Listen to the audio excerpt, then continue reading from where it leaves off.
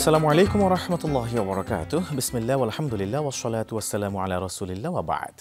সুপ্রিয় দর্শক শ্রোতা, কাছে দূরে বিশ্বজুড়ে যেখান থেকে যুক্ত হয়েছেন আপনাদের প্রত্যেকে জানাচ্ছি আন্তরিক প্রীতি, শুভেচ্ছা ও মোবারকবাদ। শুরু করছি আপনাদের অংশগ্রহণে যমুনা টেলিভিশনের ইফতার কেন্দ্রিক সরাসরি আয়োজন জীবন ঘনিষ্ঠ প্রশ্নোত্তরমূলক আলোচনাধর্মী অনুষ্ঠান রোজার দিনে প্রেজেন্টেড বাই ঢালাই স্পেশাল সিমেন্টের আজকের এই পর্ব। আপনাদের সাথে আছি আমি মোহাম্মদ হিদায়াতুল্লাহ। আজকেও আমরা একটি গুরুত্বপূর্ণ বিষয়ে আলোচনা শুনব, আর তা হচ্ছে বৈষম্য দূরীকরণে মাহে রমজান। গুরুত্বপূর্ণ এই বিষয়ের আলোচনায় আজকে আমাদের আমন্ত্রিত মেহমান হিসেবে রয়েছেন আমাদের প্রিয় ভাই, সকলের সুপরিচিত মুফাসসিরে কোরআন ফজলতুল উস্তাদ শেখ আব্দুল হাই মুহাম্মদ সাইফুল্লাহ হাফিজাহুল্লাহ। আসসালামু আলাইকুম ওয়া রাহমাতুল্লাহ। ওয়ালাইকুম আসসালাম ওয়া রাহমাতুল্লাহ। আপনাকে আমন্ত্রণ জানাচ্ছি, সুস্বাগতম জানাচ্ছি সাথে সাথে এই চমৎকার আয়োজনে। ধন্যবাদ। জাযাকুমুল্লাহ খাইরান। বৈষম্য দূরীকরণে মাহে রমাদান আমরা দেখেছি সোশ্যাল মিডিয়াতে এবং আপনার জুমার আলোচনায় বিভিন্ন একেবারে মাঠে ময়দানে সর্বত্র আপনি আপনার আলোচনার মধ্যে বৈষম্য দূরীকরণের জন্য দারুণ ভূমিকা পালন করেন। যে কোনো আলোচনায় একটা অংশ থাকে বৈষম্য দূরীকরণের ক্ষেত্রে। রমজান মাসে আমরা আমলে যেমনিভাবে বৈষম্য আমাদের থাকে না, আল্লাহ তাআলা সেই বৈষম্য দেন নাই, বরং সবাইকে একটা জায়গায় এসে আমল করতে বলেছেন। আমরা আমাদের বাস্তবিক জীবনে সেটা কি মেনে চলতে পারছি কিনা আপনি যদি একটু উপস্থাপন করতেন প্লিজ। জি, বিসমিল্লাহ আলহামদুলিল্লাহ ওয়াসসালাতু ওয়াসসালামু আলা রাসূলিল্লাহি ওয়া বা'দ। চমৎকার একটি বিষয়। একটু যদি আমরা টাইটেলটার দিকে তাকাই তাহলে হয়তো আমরা ডেপথটা ঠিক অনুভব করতে পারছি কিনা জানি না, হয়তো অনেকেই পারছেন। মূল কথা হচ্ছে যে একজনের সম্পদ আছে, সে যাকাত দিবে। একজনের সম্পদ আছে, যাওয়ার মতো সামর্থ্য আছে, সে হজে যাবে। যার নেই সে দিবে না। একজন দাঁড়িয়ে সালাত আদায় করতে পারে না, এই জন্য সে বসে সালাত আদায় করবে। বসে পারে না, শুয়ে সালাত আদায় করবে প্রয়োজনে। তার মানে শারীরিক বিভিন্ন পারিপার্শ্বিক কারণে ইবাদতের মধ্যে পার্থক্য হয়। কিন্তু সিয়াম এমন একটা ইবাদত, সেটা যদি সিয়াম পালন করার উপযুক্ত হয় সে, তাহলে সকলের জন্য এক সময়। ওই ফজর থেকে সময়ের শেষ অস্ত পর্যন্ত যেই ব্যক্তি ধনী তার জন্য যা যা করা যাবে না, যে গরিব তার জন্যই তাই তাই করা যাবে না। আপনি খেয়াল করে দেখেন, এক অদ্ভুত এবাদত, যে এবাদতের মধ্যে কোনো রকম আল্লাহ রাব্বুল আমিনের নির্ধারিত পার্থক্য নাই, একদম সকলের জন্য এক হয়েছে। এই জন্য রমাদানকে বলা হয় শাহরুল মুয়াসাত, সহমর্মিতার মাস। আপনার মধ্যে একটা সহমর্মিতা জাগ্রত করে, পুরা মানব সমাজকে একটা প্ল্যাটফর্মের মধ্যে নিয়ে আসার জন্য চেষ্টা করে। তো এখন এই যে ইবাদতের মধ্যে আমাদের যে আমরা দেখলাম যে আল্লাহ রাব্বুল আলামিন যে সমতা নিয়ে আসলেন আমাদের জন্য, এইটা যেন মানুষের প্র্যাকটিক্যাল লাইফে অন্য ক্ষেত্রেও মানুষ যেন সহমর্মিতাটাকে ধারণ করতে পারে। একজন রোজাদার রোজায় যে কষ্ট পাচ্ছে, সে ধনী হোক গরিব হোক, পিপাসায় তার জন্য যে তৃষ্ণার অনুভব, এটা ধনী হোক গরিব হোক, ছোট হোক বড় হোক, আফ্রিকান হোক বাংলাদেশি হোক, সকলের জন্য একরকম ফিল নিয়ে আসে। তাহলে এই উম্মাহকে এক ফিলে নিয়ে আসার জন্য, এক উম্মাহ বানানোর জন্য সিয়াম কিন্তু অন্যতম একটা ইবাদত। এখন যেই উম্মা আল্লাহ রাব্বুল আমিন এই নির্দেশনা একরকমভাবে পালন করছে, সেই উম্মারে আবার দেখতে পাচ্ছি আমরা সমাজের মধ্যে ধনী দরিদ্রের এক বিরাট বিভেদ। এই জায়গাতে কেউ বা পথশিশু, কারো বা ঘর নাই, আরও কারো বা এত পরিমাণ ঘর আছে যার হিসাব নাই, কারো বা টাকা পয়সা নাই, আর কারো এত পরিমাণ অ্যাকাউন্টে টাকা আছে যেইটার হিসাব নেই। এই যে পার্থক্য দূরীকরণে এই ইবাদত কিন্তু আমাদেরকে বিরাট বড় একটা দীক্ষা দেয় এবং শিক্ষা দেয়। আমরা সিয়ামের এই জিনিসটা যদি আমরা একবার হৃদয় দিয়ে অনুভব করতে পারি, তাহলে কিন্তু আমি একজন মানবিক মানুষ হওয়ার ক্ষেত্রে অনেক দূরে এগিয়ে যাব। মাশাআল্লাহ, চমৎকার করে আপনি বলছিলেন। সিয়ামে যেমনিভাবে নারী পুরুষের কোনো বিভেদ করে নাই আল্লাহ সুবহানাহু ওয়া তাআলা, সবার জন্য সিয়াম সাধনাকে আপনি যেমনটা বললেন সুবহ সাদিক থেকে সূর্যাস্ত পর্যন্ত এটা আদায় করার নির্দেশনা দেওয়া আছে, যদি উপযুক্তিতে থাকে, যদি সে শরিয়ার মুকাল্লাফ হয়ে থাকে। সেক্ষেত্রে আমরা যেটা বলবো যে সিয়াম সাধনা আমাদের ঘরের নারীরাও করেন, আমাদের পুরুষেরাও করি, আমরাও সিয়াম সাধনা করি। কিন্তু সিয়াম সাধনা করবার জন্যে যে কিছু আনুষাঙ্গিক প্রয়োজনীয়তা আছে, যেমন খাবার টাবার প্রস্তুত করা, আমাদের বোনেরাও করে থাকেন। তো অনেক সময় দেখা যায় কি আমাদের বোনেরা ইবাদত করার পাশাপাশি আবার বাড়তি প্রেশারগুলিও তারা ফিল করেন। এইটা কি আসলে বৈষম্য নয়, নাকি এটাকে আপনি অন্য কোনো ভাবে ব্যাখ্যা করবেন? চমৎকার একটি প্রসঙ্গ বলেছেন। মূল বিষয় হচ্ছে যে আমাদের কতগুলি জায়গা আছে দায়িত্বের জায়গা। এই দায়িত্বের জায়গাতে আল্লাহ রাব্বুল আলামিন ন্যায্যতার ভিত্তিতে আমাদেরকে কতগুলো দায়িত্ব দিয়েছেন। তো সেই ক্ষেত্রে আমরা বলবো যে দায়িত্ব একটা জিনিস, আরেকটা হচ্ছে তার প্রতি প্রেশার দেওয়া, এটা একটা ভিন্ন জিনিস। এবং কতক ক্ষেত্রে নিজে নিজে আবার সেই প্রেশার নেওয়াটাও কিন্তু ভিন্ন জিনিস। আমি যদি ছোট্ট করে বলি তাহলে সবার আগে আমাদের বাড়িতে ওঠে কে? আমরা দেখি আমাদের মা ওঠেন, আমাদের বোনেরা ওঠেন, আমাদের স্ত্রীরা ওঠেন। সবার শেষে রমাদান মাসে ঘুমাতে যায় কে? আমার মা, আমার স্ত্রী।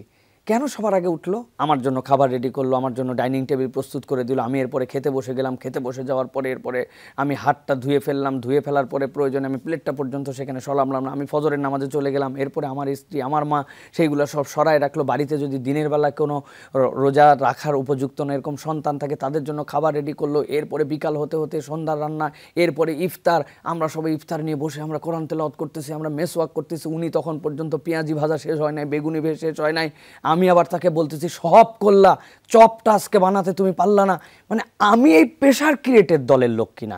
আমি যদি মনে করি যে না, বরং তার এটা রমাদান ইবাদতের, আমিও যেরকম ইবাদত করছি, আমি সিয়ামের আগে ইফতারের আগে আমি 10টা মিনিট আমি যদি আল্লাহর কাছে ইবাদতের জন্য নিমজ্জিত হই, তাহলে আমার ওয়াইফটা, আমার মানুষটা, সে কেন রান্নাঘরে এই সময়টুকু কাটাবে?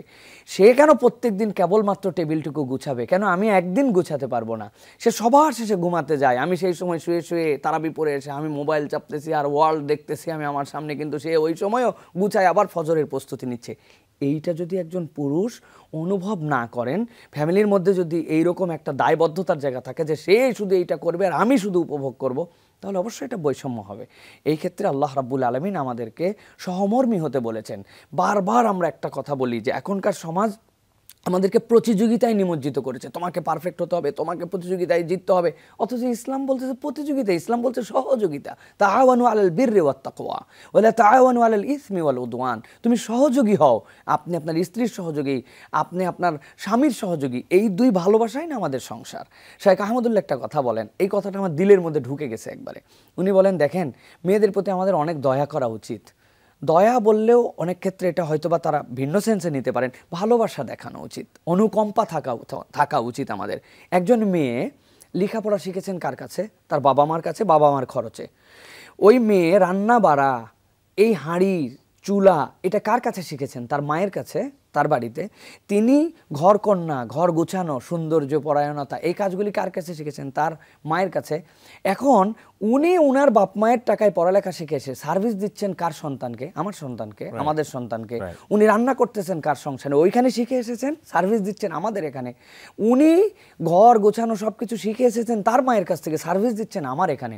তাহলে যেই মানুষটা আমার জন্য সার্ভিস দিচ্ছেন তার প্রতি আমার যেরকম সহানুভূতি থাকবে, একই রকম স্ত্রীদের মধ্যেও এই ফিল থাকতে হবে যে আমার স্বামী কিছুই করেন না এরকম না, তিনি আয় রোজগার করতেছেন, তিনি সংসার চালানোর জন্য কষ্ট করতেছেন, তার প্রতি একটা শ্রদ্ধা, তার এই কাজের জন্য ভালোবাসা। আপনি মনে করছেন যে আমি সারাদিন সংসার দেখে আমি সব করে, আমার স্বামী কি করে, শুধু সকালে যায় বিকালে আসে। ভাই, এইটুকু তো তার দায়িত্ব। এইটুকু না করলে তো আল্লাহ আমাদের জন্য যে সুন্দর একটি সমাজ দিয়েছেন সেটা আমাদের তো ব্রেক হয়ে যেত।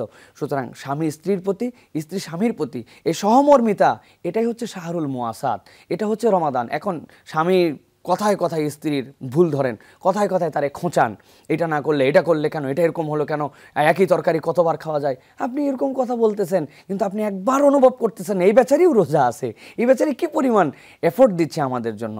সুতরাং এই বোধের জায়গা না থাকলে বৈষম্য হবে, আর বোধের জায়গা থাকলে মুআসাত হবে, সহমর্মিতা হবে। মাশাআল্লাহ, চমৎকার করে আপনি বলছিলেন যে আসলে সহমর্মিতা কিভাবে আমরা দেখাবো, এটা এখনো জানা হলো না। আমরা বোধের কথায় আমরা নিয়ে আসছি যে আমার স্ত্রী কষ্ট করছেন, আমাকে সেটা আসলে আমার বোধে নিয়ে আসতে হবে, তাহলে আমি আসলে বৈষম্য থেকে অনেক দূরে থাকতে পারবো। আর বৈষম্যমূলক আচরণকে তো আল্লাহ তাআলা কখনো বরদাস্ত করেন না। শেখ, আমরা কিভাবে সহমর্মী হব? আল্লাহ রসুল সাল্লাল্লাহু আলাইহি ওয়াসাল্লাম, সাহাবীরা কিভাবে তাদের স্ত্রীদের সাথে লাইফ লিড করেছেন, পারিবারিক জীবন তারা পরিচালনা করেছেন, সহমর্মী কিভাবে হয়েছেন, এটা আমরা জানবো একটা বিরতির পর ইনশাআল্লাহ তাআলা। প্রিয় দর্শক শ্রোতা, আপনারা দেখছেন রোজার দিনে প্রেজেন্টেড বাই ঢালাই স্পেশাল সিমেন্ট। ফিরব মূল আলোচনায়, বৈষম্য দূরীকরণে মাহে রমজান। সাথেই থাকুন। আসসালামু আলাইকুম ওয়া রাহমাতুল্লাহি ওয়া বারাকাতুহু। ফিরে এলাম পূর্বের ধারাবাহিকতায়। আমরা আছি এই মুহূর্তে যমুনা টেলিভিশনের পর্দায়, আর দেখছেন রোজার দিনে প্রেজেন্টেড বাই ঢালাই স্পেশাল সিমেন্ট। সাথে আছি আমি মোহাম্মদ হিদায়াতুল্লাহ। আলোচনার বিষয় বৈষম্য দূরীকরণে মাহে রমজান। গুরুত্বপূর্ণ বিষয়ে আলোচনায় আজকের এই পর্বে আমরা পেয়েছি আমাদের প্রত্যেকের সুপরিচিত প্রখ্যাত মুফাসসিরে কোরআন ফদিলাতুল উস্তাদ শেখ আব্দুল হাই মোহাম্মদ সাইফুল্লাহ হাফিজাহুল্লাহ। স্বাগত শেখ। আপনার আলোচনাগুলি আসলেই অনন্য। চমৎকার কিছু ডাইমেনশন থাকে এখানে, নেওয়ার মতো অনেক কিছুই থাকে। আল্লাহ তাআলা আপনার ছায়াকে আরো দীর্ঘায়িত করুন, আমরা দোয়া করি।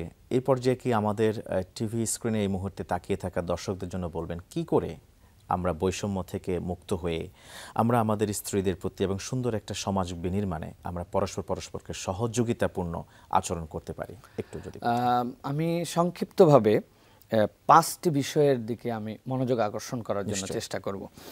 এর 1 নম্বর হচ্ছে যে দেখুন, আমি বাহ্যিক মানুষ যেরকমই হই, আমার যদি বিশুদ্ধ অন্তর না থাকে তাহলে আমার এটি ফেক চরিত্র। নিফাকের অনেক দিক আছে। নাফাক শব্দ থেকে তো নাফাক মানে হচ্ছে টানেল, টানেলের 2টা মুখ থাকে। এখন আমার যদি 2টা মুখের মানুষ নিজেই হই, অন্যের ক্ষেত্রে নিফাকি করি না, কিন্তু আমি ব্যক্তি নিফাকের মধ্যে আছি, যে আমার অন্তরটা একরকম, আমার বাহ্যিকতাটা একরকম, তাহলে কিন্তু আমি কখনো কোনো ধরনের বৈষম্য দূর করতে পারবো না। এই জন্য আল্লাহ রাব্বুল আমিন বলেছেন, ওয়াল্লাযীনা জাউ মিন বাদিহিম, তোমাদের মধ্যে থেকে যারা পরে আসবে, ইয়াকুলুনা রব্বানা ইগফির লানা ওয়া লিইখওয়ানিনাল্লাযীনা সাবাকুনা বিল ঈমান, চিনি না কে কোথায় কোন প্রান্তে, তাদের সম্পর্কে আমার কোনো ধারণা নাই, কিন্তু আল্লাহ বলছেন ওই মানুষগুলো যদি একটা বিন্দুতে একত্রিত হয় যে তারা ঈমানদার, আল্লাহ বলছেন তাদের জন্য দোয়া করো, রব্বানা ইগফির লানা ওয়া লিইখওয়ানিনাল্লাযীনা, আমার সকল ভাই ব্রাদারকে আপনি ক্ষমা করে দেন। আর একটা জিনিস আল্লাহ আপনি আমার থেকে দূর করে দেন, কি দূর করে দেন? গিল্লাল লিল্লাযীনা আমানু, আল্লাহ আমার অন্তরে যেন কোনো বিদ্বেষ না থাকে, অন্তরটা যেন আমার দেশ মুক্ত হয়, হিংসা মুক্ত হয়। তো সুতরাং 1 নম্বর, আপনার মধ্যে যদি অন্তরটাকে শুদ্ধ করতে না পারি তাহলে আমার জন্য আমি কখনো এই রমাদানকেও সাকসেসফুল করতে পারবো না, আমি আমার নিজের সমাজ থেকে কোনো জায়গাতে আমি প্রোডাক্টিভ কিছু দিতে পারবো না। কারণ আমার আল্লাহ রাসূল সাল্লাল্লাহু আলাইহি ওয়াসাল্লাম ইজা সলুহাত সলুহাল জাসাদু কুল্লু, আমার তো ওইটা ঠিক না হলে আমার তো শরীর ঠিক হয় নাই। তাহলে আমার 1 নম্বর কিন্তু ওই অন্তর ঠিক করে, এবং আল্লাহ ওইটাকেই টার্গেট বানাইছেন, লাআল্লাকুম তাত্তাকুন, তাকওয়া তো আপনার অন্তরের সাথে অনেকাংশে জড়িত। এটা 1 নম্বর বিষয়। 2 নম্বর যেটা বলবো সেটি হচ্ছে যে প্রত্যেক বান্দাকে আল্লাহর বিধিবিধানের উপরে সবরকারী হতে হবে। আল্লাহ রাব্বুল আলামিন কোরআনুল কারীমের মধ্যে বলেছেন, ইয়া আইয়ুহাল্লাযীনা আমানু, হে ঈমানদারগণ, ইসবিরু ওয়া সাবিরু ওয়া রাবিতু, তোমরা সবর করো এবং সবরের উপর তোমরা দায়েম এবং কায়েম থাকো। এখন আমরা মনে করি যে আমরা তো আলহামদুলিল্লাহ অনেক বিষয় ধৈর্যশীল, ধৈর্য না থাকলে কি আমি রোজা শেষ পর্যন্ত এই পর্যন্ত আসতে পারি? যে আসরের পর আমার পানি পিপাসা লাগছিল, ধৈর্য ধরেই তো আমি এই পর্যন্ত আসলাম। প্রিয় ভাইরা, এইটুকুই নিরেট কেবল ধৈর্য নয়, ধৈর্যের একটা টপ লেভেল আছে।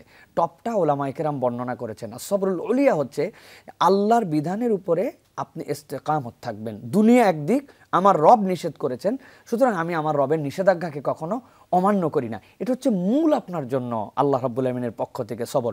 এই সবর না থাকলে আপনি বৈষম্য দূর করতে পারবেন না। আপনি নিজে নিজে তখন নিজেকে ইস্তেকামতের উপর রাখতে পারবেন না। মনে হবে যে একটু মিথ্যা বললেই তো একটু, ভাই আপনি আমার বনির কাস্টমার, আপনার মতো চেনা লোক বলে কেনা দামে দিলাম, জীবনে আপনারে দেখে নাই, বানাইছে চেনা লোক, জীবনে আপনার সাথে সে কখনো মিলিত হয় না এর আগে, অথচ আপনাকে বলতেছে আপনি আমার প্রিয় লোক বলে আপনার আমি কেনা দামে দিলাম বলে 500 টাকা কাল্লা কাটে ফেলছে।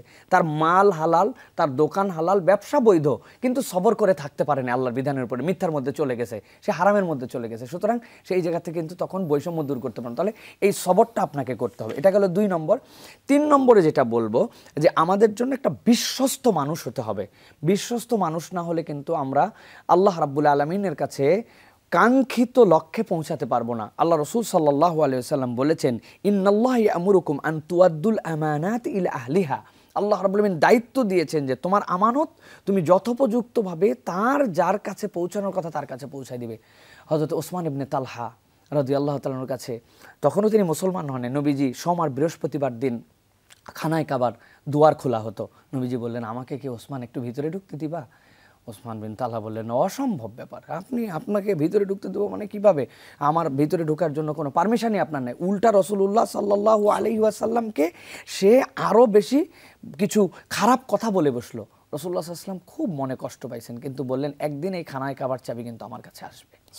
যেই দিন মক্কা বিজয় হয়ে গেল, নবীজি তো সকলকে ক্ষমা করলেন, কতকজনের জন্য ক্ষমা সেই সময় ছিল না।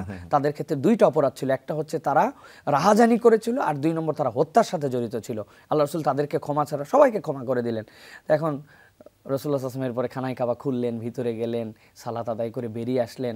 আসার পরে তো সবাই তো জানে যে হযরত ওসমান রাদিয়াল্লাহু তাআলা কত ইসলামের জন্য খরচ করেছেন, আবু বকর রাদিয়াল্লাহু তাআলা অবদানের কোনো শেষ নেই, ওমর রাদিয়াল্লাহু তাআলা আসার পরে ইসলাম বিজয় হয়েছে, দিক বিদিক ইসলামের জয় জয়কার হয়ে গেছে। সবাই আশা করেছে চাবিটা আমার কাছে আসবে, কিন্তু রাসূলুল্লাহ সাল্লাল্লাহু আলাইহি ওয়াসাল্লাম এমন বিশ্বস্ত মানুষ, তিনি এমন একটা নজির দেখালেন যে সেও তো ঈমান এনে ফেলছে। ওই ওসমান ইবনে তালহা ঈমান, তাকে বললেন যে ধরো এই চাবি তোমার কাছে দিয়ে দিলাম, কিয়ামত পর্যন্ত তোমার কাছে থাকবে, তুআদ্দুল আমানা ইলা আহলিহা। এই যে বিশ্বস্ততা, এই বিশ্বস্ততা অনেক বড় একটা নিয়ামতের বিষয়। আজকে মুসলিম আর বিশ্বস্ত মানুষ না, মানুষ আমার প্রতি ভরসা পায় না। দেখেন রাসূলুল্লাহ সাল্লাল্লাহু আলাইহি ওয়াসাল্লামকে নিয়ে কত না ব্লেম করেছে, এগুলা অনেক চিন্তার বিষয়, ডেপথ চিন্তার বিষয়। যেই 11টা গোত্র থেকে 11 জন লোককে সিলেক্ট করছে যে কেউ যেন দায়ী না হয়, সবাই মিলে একসাথে মারছি, কে মারছে কে জানে, রাসূলুল্লাহ সাল্লাল্লাহু আলাইহি ওয়াসাল্লামকে আমরা মেরে ফেলেছি, কিন্তু তারা তো মারতে পারবে না, কিন্তু তার প্ল্যান করেছিল।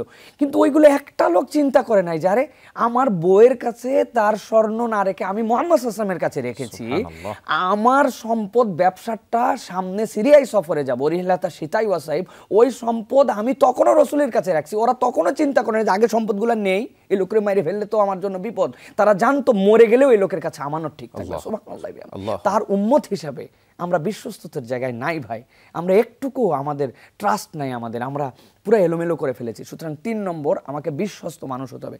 4 নম্বর যেটা বলবো, যে আমরা রমাদানে আল্লাহর কাছে কি চাই, আল্লাহুম্মা ইন্নাকা আফুউন তুহিব্বুল আফওয়া ফাফু আন্না।